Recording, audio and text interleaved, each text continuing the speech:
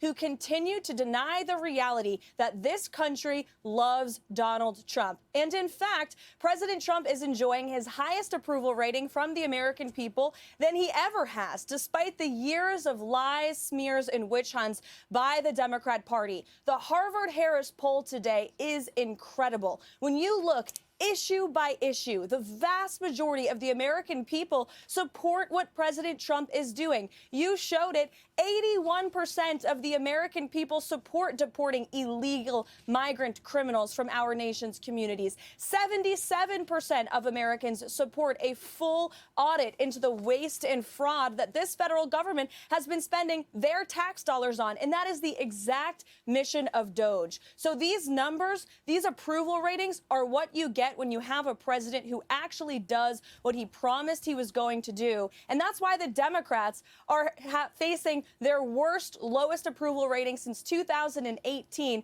Not even 40% of the American public supports the current Democrat Party. President Trump will continue to abide by the will of the American people who elected him to this big, beautiful White House behind me. And we are restoring common sense to our great country.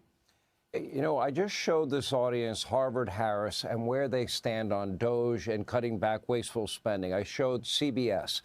All weekend long, if you look at CBS, they're not even looking at their own poll. The New York Times, USA Today, MSDNC, The Washington Post, CNN, fake news, Huffington Post, Newsweek. They all had some version. GOP lawmaker confronted by constituents angry with the Trump must cuts. It is contradicted, Caroline, by their own polls. And we're not talking about 55%, 78, 80% of the American people don't want they don't want their money spent this way, and they don't want their children and grandchildren robbed this way.